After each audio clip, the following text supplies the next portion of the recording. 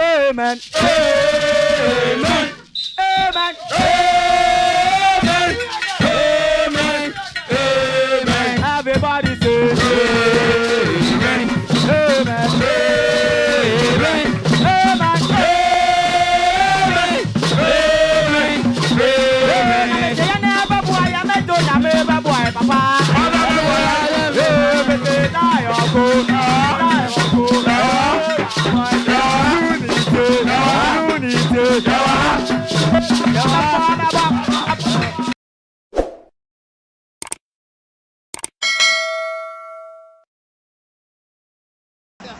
Obviously going for the kill. They are playing Kotoko and playing Eric Bekwin. They have Francis Kofi, who has had such a fine scoring record as well up front. It's hard to go with possession. Neatly dispossessed. Asante Kotoko, great footwork there. Fantastic footwork by Richard Menu. And the ball now played down to the left-hand side. It's Samuel Inkom, and he's going all the way.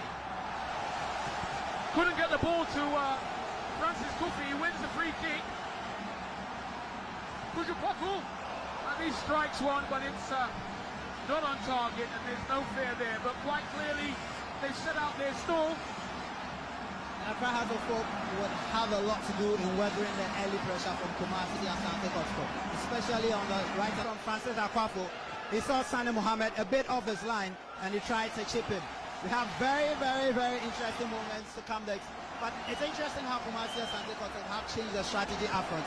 In the first match, you saw Dan Coleman come on extremely hard on the top Kumasi Asante Kotoko striker Eric Bekwin. Now they have dragged Bekwin away from Coleman. They put somebody else on him on the right-hand side. It's interesting how those battles are going to rage on for the rest of the game. Well, it really is, and we'll see how the game adjusts. It's the free kick to Hearts of Oak. And they're trying to spread the ball. They still have possession just outside the 18. It's Hearts of Oak. Is that Bossman? Great ball down the right-hand side. Can it be collected? It's Mohamed Hassan, and he tries to go around his marker. And the linesman has his flag up, and he's given a free kick. Kumasi Asante Kotoko. It's Inkom. But the ball is intercepted. Bossman, neat little footwork there. Bossman, but he's run into trouble. Jordan Apoko. Bekwai. Spread wide, and that's diligently played. Eric Bekwai goes for it and then changes his mind. And there's a tussle in the middle of the park. And the referee sides with Kumasi Asante Kotoko. Free kick quickly taken. Francis Inkom on the left-hand side, driving into the Hearts of Oak half. He's having a good game already. And this is his first time playing left fullback. Stephen Odro in the middle of the park. Plays a through ball. It's over on the right-hand side. Akwafu. Can he beat his man? Steps over once, steps over twice. And there's a cross. But very well defended. Neat footwork there by Francis Akwafu. Absolutely fantastic.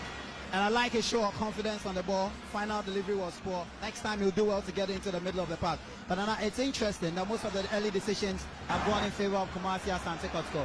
And yet our referee of the day, William Agbobi, comes into this match as having a reputation of not favoring Kumasi Asante Kotoko. Though the last three matches, derby matches between these two sides he has refereed, Hearts of Oak have failed to win any of them. It's been 2 draws and 1 win for Kumasi Asante Kotoko. Well, I doubt if any of that is down to him. He's a good referee, he's a FIFA referee, and I just hope he keeps up with the play. Kumasi Asante Kotoko, Stephen Odro over the ball. Looking to deliver one into the 18-yard box.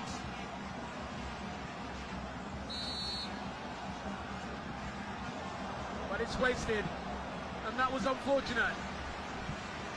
Sani Mohammed there in our picture. He's going to be under a lot of pressure today. Well, at least he gets the nod ahead of Lord Corte, who had some major howlers in home games for Accra Hearts of Oak, especially that game against Real Sportive. And there was a lot of pressure from the fans. So Sani returns after being rejected a season ago for insubordination. Well, it's all classical stuff here in the El Clasico of the One Touch Premier League. It won't get any bigger than this. Richard Meno on the ball. Kumasi Asante Kotoko. Fed to the left-hand side. It's Inkom. He stops and turns. He plays the ball long. Oh, that's wonderful control there. It's great control. Jordan Apoko. He's beating his man. He's in the 18-yard box. He's winning. It's a goal! Kumasi Asante Kotoko. It's a goal! What a fantastic strike! A brilliant strike! Oh, He scored 2, and today he's on the score sheet once again. It's Asante Kotoko 1, Accra Hearts of Oak 0. Look at a fantastic break. It's Kotoko. He's all right-footed and a great layback. Watch the strike. Fantastic. 1 goal to nil, Sam. One waste hit to the other, and the fairy tale of the prodigal son continues. Kotoko plays for Kumasi, Asante Kotoko plays for King Faisal. He goes to Denmark, and then he struggles, and then he decides, I'll come home to play. Last week, in the absence of Eric Bekwe, he was their main man, and he scored a brace against them youth, and he continues with his scoring form. But let's pay a lot of attention to that waste kid on the left-hand side, who started on the edge of the box. Here we see again Jordan Apoko, and that's fantastic footwork. He's an all-right-footed player, but the layback was just subliminal. And that is when Dan Coleman gets exposed. He lacked space, and he was left chasing shadows on that occasion. Well, he doesn't have that mobility, does he? And that's exactly the Kotoko strategy here. Keep Eric Bekwe away from him. And it's obvious Bekwe is playing much deeper in midfield, whereas the other pacey guys take on the man who hassled Eric Bekwe in the last encounter at Ohinigan Stadium. Well, here's the free kick. They've got a ball on the end. Oh, he's dipped it in. And can we get an equalizer? It looks like a goal. It's a goal! It's a goal! Oh, my word. It's Don Porty. Don Dada June Porty. Oh, what a quick equalizer. Out of nothing, out of the blue. A free kick on the edge of the 18-yard box. Worked its way in. And we don't know how that got in. And Sulemana is down on the ground injured. But one thing's for certain. It's Kumasi Asante Kotoko 1, Accra Hearts of Oak 1, sir. I guess the whirlwind of having to play so well and having to totally dominate Accra Hearts of Oak caught the Kumasi Asante Kotoko defensemen napping on that occasion. A free kick was taken. They should have cleared their lines initially, allowed the ball to come in. There were up to 3 Hearts of Oak fans, and I had a problem with Sulemana's movement outside his area, because I think he didn't look confident enough as he went for the ball, and now he's not injured. But I think it's a fair goal from Accra Hearts of Oak. What a way to hit back, totally and absolutely against the run of play here at the Barbara Stadium. Well, 15 minutes gone here in the Baba Yara Stadium in Kumasi.